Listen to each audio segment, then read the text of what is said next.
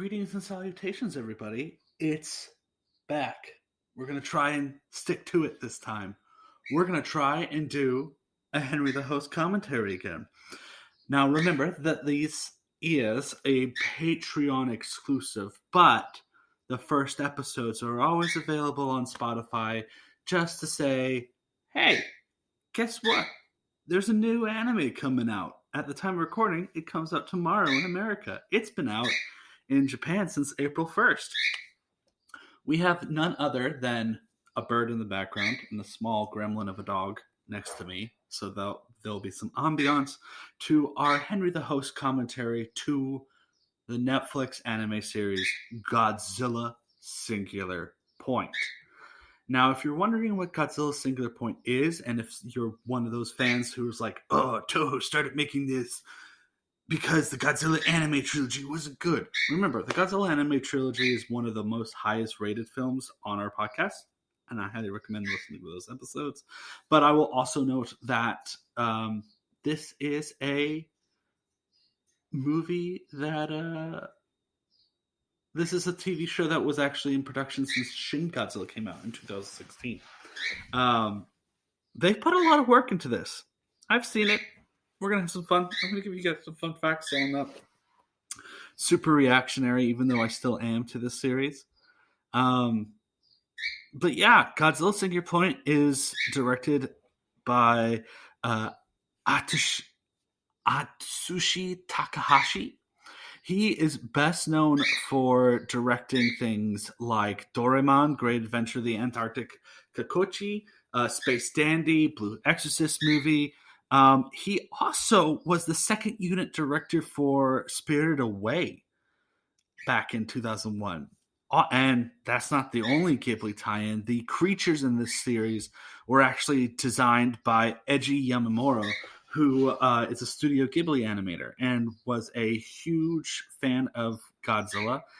Well, his brother was a huge fan of Godzilla, and he dedicated these designs to his late brother. And what's very interesting is there's a lot of Showa era monsters in this series. And if you don't know what the Showa era is, and you're just very confused what that means, it's the era of Godzilla films from 1954 to 1975. And it's your classic menagerie of monsters. And I'll talk about which monsters show up when we see them. But we're going to watch episode 1, which, like I said, in Japan it came out April 1st on Netflix, on Japanese Netflix. But you could be listening today of its release on June 24th, 2021 on Netflix. You could be watching the English dub, or you could be watching the normal Japanese context with subtitles. I have been watching fan subs, and I highly appreciate those people who do that work. It really helps fans such as ourselves really enjoy it. And I'm now prepared to kind of talk about some things to help you with your Godzilla Singular Point entry. If you're new to the Godzilla franchise or not, it's a worthwhile series. So hopefully this is a worthwhile commentary. So I am about to press play. So I'm going to say once to sync up. I'm sure since you're watching on Netflix, let the Netflix pass. And then the opening of this episode is going to be a lot of voices. So just once the Netflix thing is gone and all the little buffers, 1, 2, 3.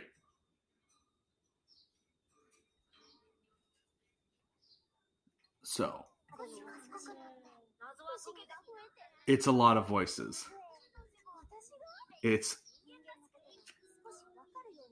a lot of voices that are not coming out the way they should be.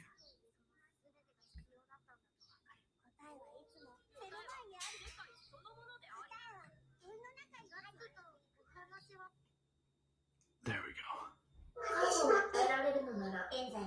But yeah. Yes, this is a lot of voices, a lot of imagery is coming at you. It's really tough, but it's all necessary because it does set up the story geometry, algebra, monster movies. Let's begin the story. So this is episode 1, aka Terrazetto, or A Distant Road Home. And if you are a Godzilla fan, you have already noticed that in the background of this Japanese festival, you'd probably be like, oh, look, Hedorah. Actually, those are not Hedorah. Well, they could be Hedorah for this series, but they're based off the Japanese yokai called Umibozu, aka the Sea Priests. They were known to drown people and wreck ships.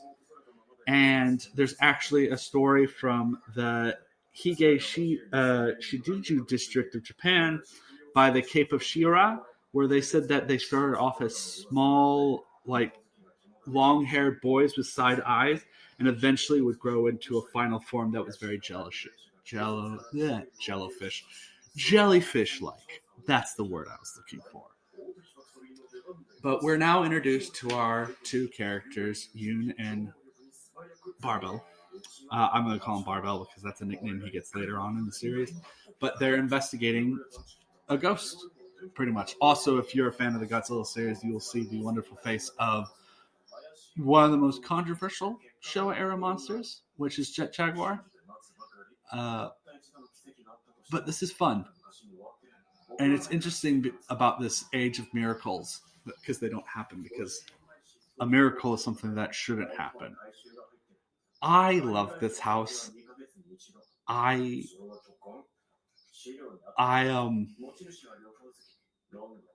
This might be my house in the future. Fossils, gems, butterflies. I just love the library because I have all these books myself. I have paleontology books, natural history, morphology, molecular biology, organic chemistry, evolutionary biology. Not so much of geometry and abstract algebra, but get ready, guys. This Godzilla series does go into a lot of math. And just like this man's interest in this library, this series goes into a variety of interests.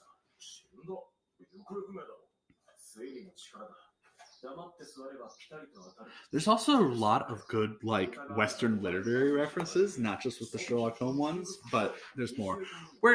Guys, just long story short, the future is in the past. And if you're like, what does that mean? Welcome to the Henry the Host commentaries for this series.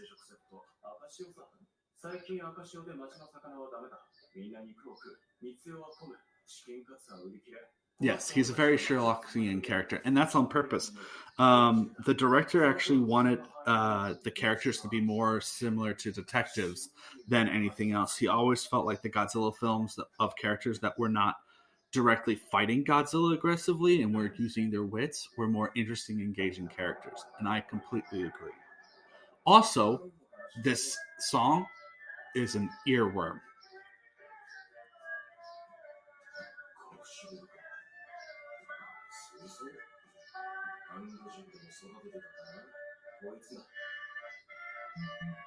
It's such an earworm.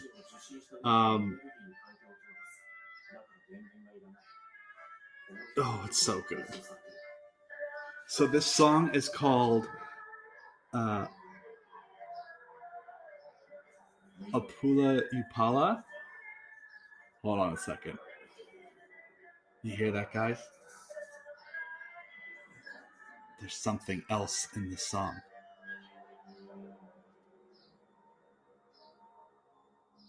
But yeah, it's a really cool song. Also, this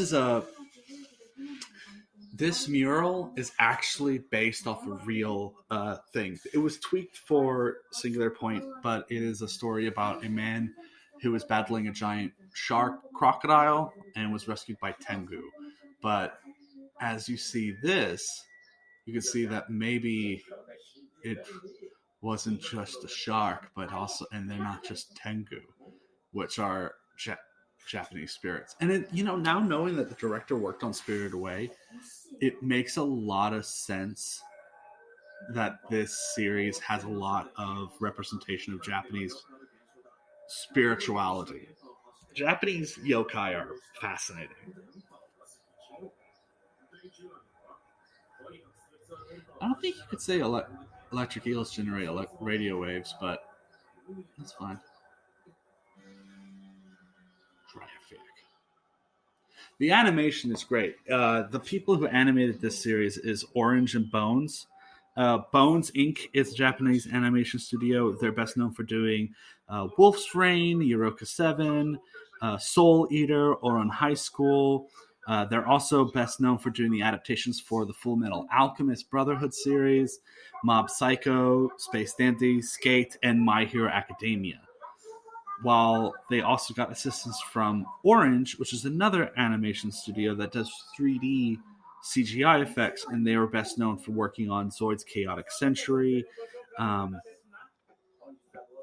Beastars, Dimension W, which are all great animes, honestly.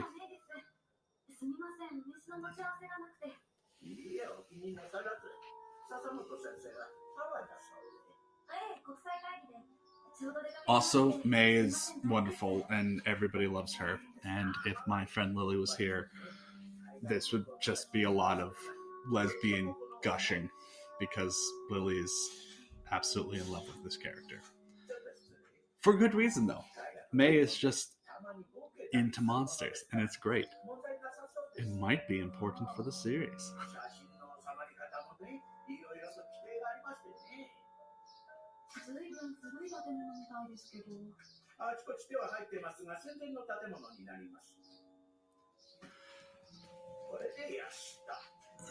Also, to be clear, this series is set in 2030 or 2031.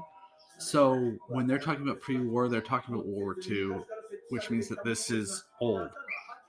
One could even say 1954.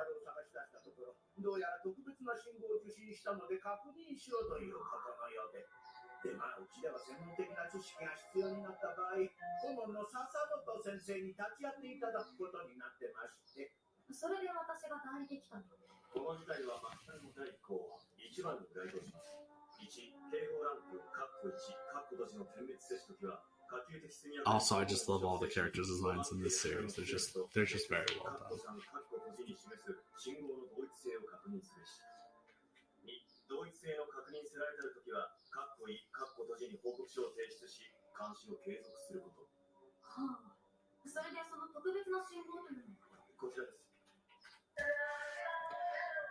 Yes. Apula Upala. It's the same words backwards. What's very fascinating is actually this song is from the Indian vocalist Annette Phillip from Boston.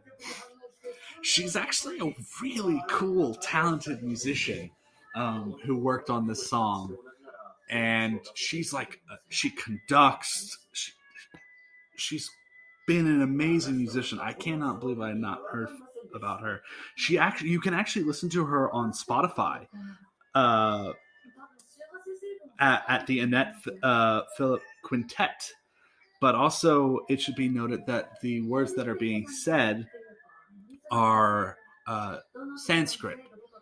And thanks to a Reddit user credited as Dracoscale OP, he or they saw the comment section and said that apparently this song translates to the door guardian, precious stone, earth, upper sky, or aether, which is like spirits, rays of light, completely bleaching, unknown, false, wrong, fair, restore, foremost, wind, rumbling, and then it repeats the same lines, and then it goes into conservation, solitude, unknown word, God, reverence, homage, deity who removes darkness and illusion, truth, immortality, assault, hood, root, bread, balance of physical, ethical, moral, or spiritual forces and manifestations, and then it loops.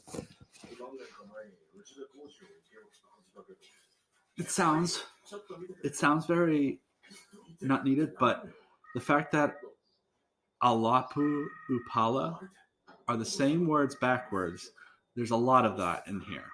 Because the writer of this series, To Enjo, is a science fiction writer in Japan, best known for writing.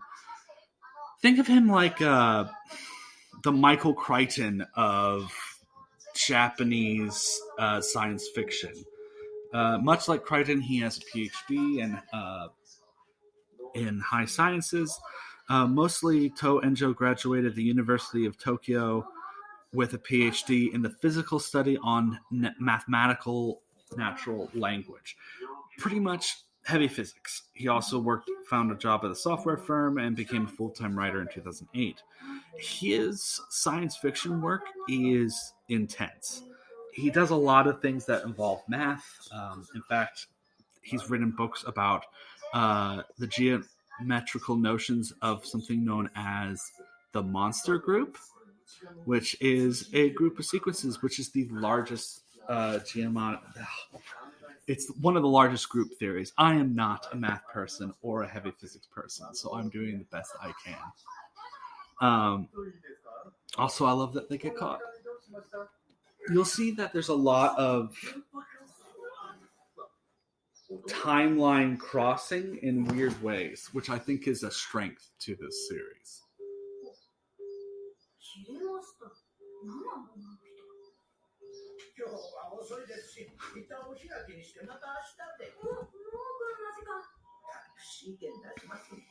But it should be interesting that To Enjo,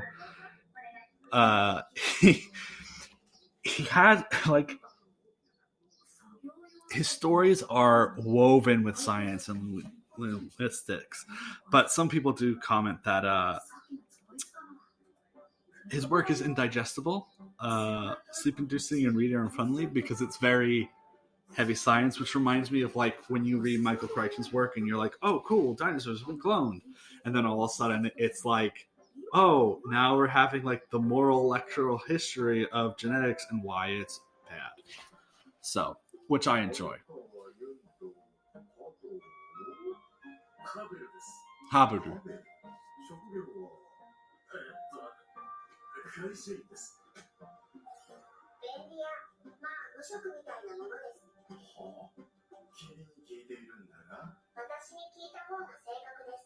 So you made this AI.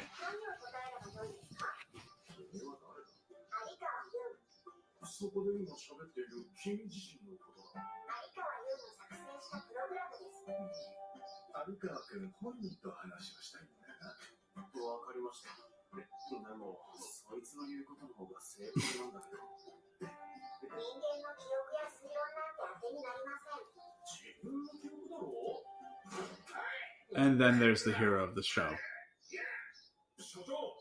The old man. The wonderful, wonderful old man.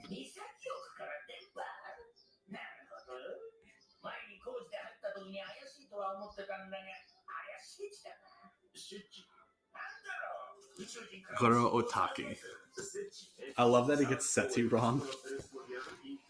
I also love the fact that Yoon is literally eating the fanciest dessert. And some of you might be like, there's no way that's real.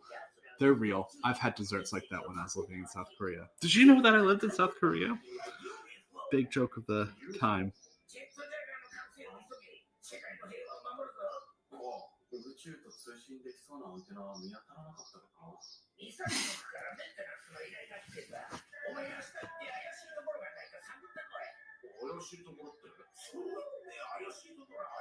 Suspicious things are suspicious.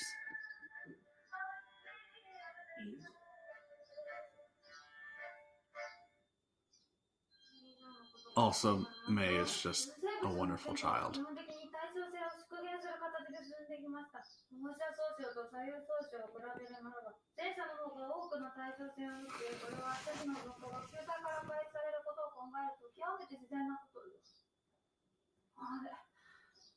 That's also like my room.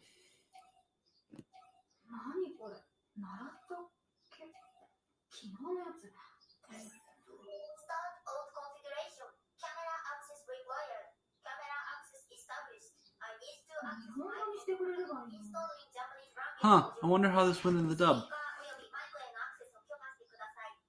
They'll probably do the reverse if it's in Japanese and then English.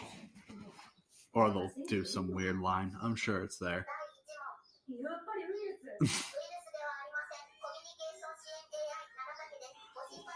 I love that the AI instantly is like, I'm not a virus, don't install me. I do not have an uninstall feature. Like, I'm alive.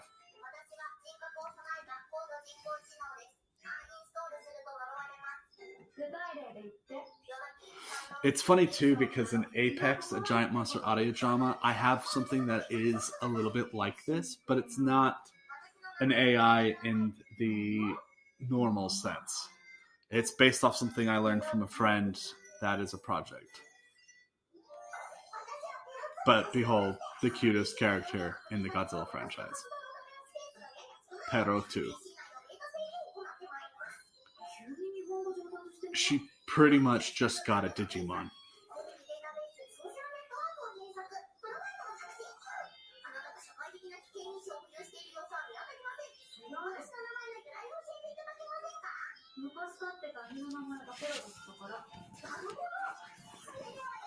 I'm a dog!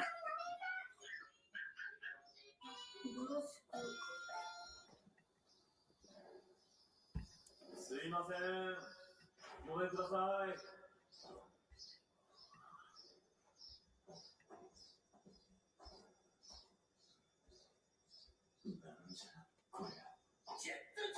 ジェットチャグワー。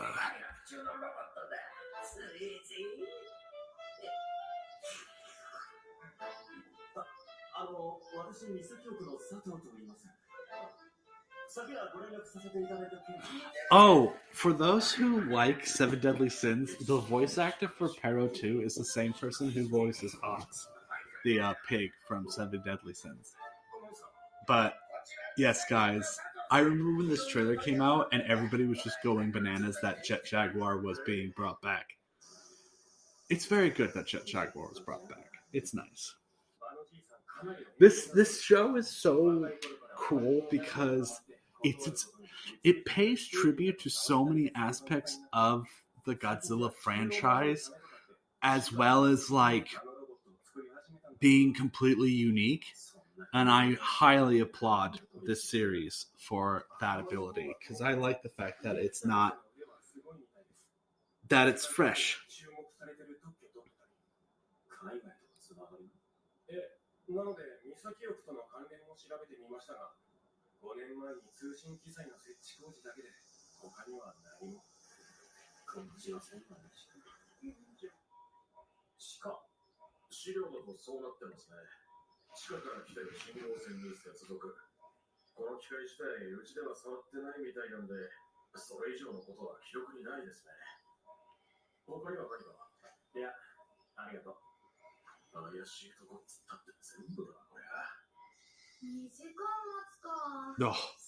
I've been to bus stops like that in Korea where it's a 2-hour wait. That's why I don't like the bus. I also want her backpack.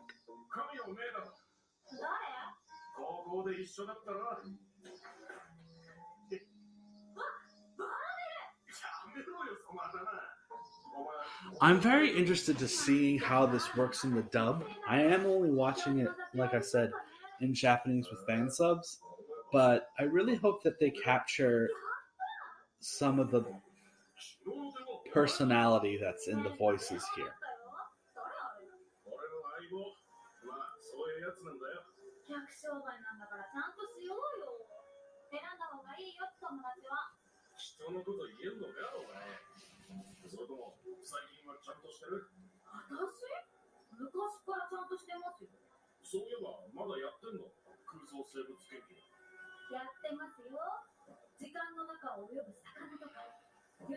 Oh boy, fish swimming through time. Also, I highly recommend if you're still wondering what kind of vibe this is, it's very much like the British TV show Primeval. So that's a thing. This old man.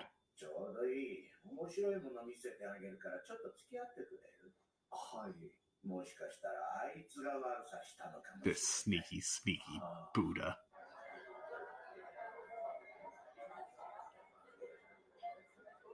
I love his little squat legs. Also, I'm so mad because I saw the dub clip of this and they use like stupid But in the fan sub, and I hopefully in the subs, it says that Jet Jaguar doesn't look stupid. Jet Jaguar is cringe, and I am dying from the cringe, which I think is just so much better and more realistic. Oh, look. What is that? Coming in a whopping wingspan of size, we have our first shot of a Toho classic returning to the world of visual animation. It's Rodan. What's super cool is this Rodan is actually based off a actual species of pterosaur known as Suganopterus, which is a creature I will talk about probably more in episode 2. I love its size. I also love its movements. Yeah, so this is Orange, and I love the fact that a animator from Studio Ghibli designed all these creatures. Oh, look at it.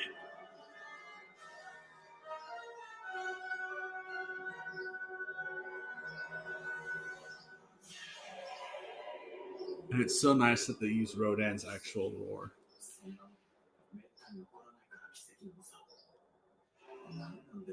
And now,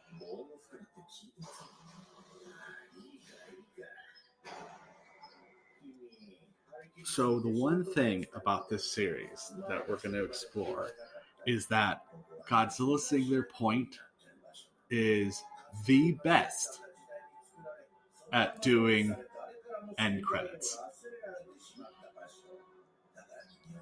They are the best at doing cliffhangers, and it's just well done.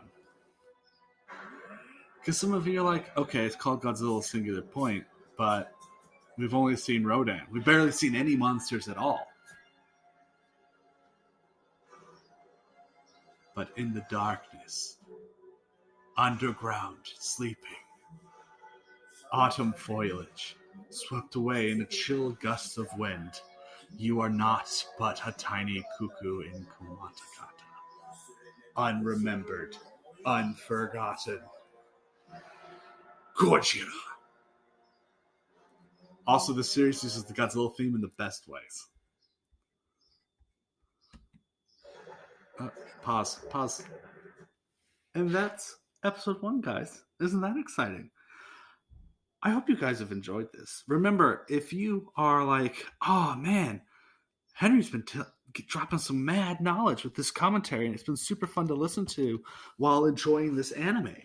I would highly suggest subscribing to our Patreon. If you go to ICFAN Podcast Patreon or patreon.com/ICFAN Podcast, you can subscribe at any level. I will note that if you liked this,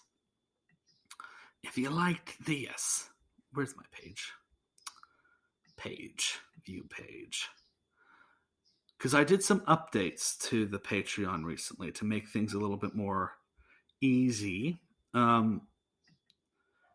You can get access to Henry the Host commentaries at our Locals Who Know tier, which is our $5 tier. But don't worry. If you guys also want, we have our $1 tier, which gets you into early access for sketches and concept writing for Apex, a giant audio drama. You also, Giant Monster Audio Drama, you also get your own episodes and early access to Patreon episodes as they go on. And then the more you give, the more you get. And we're having a lot of fun with it. So I highly suggest checking out our Patreon. It goes a long way for me to make content like this. I will be trying to make sure that I keep the patrons happy by doing this whole 13 episode series. Maybe we'll have some special guests to discuss certain episodes.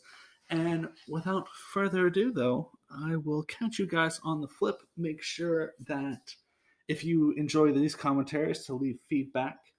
And get ready for episode 2, guys, because it's only going to get more awesome.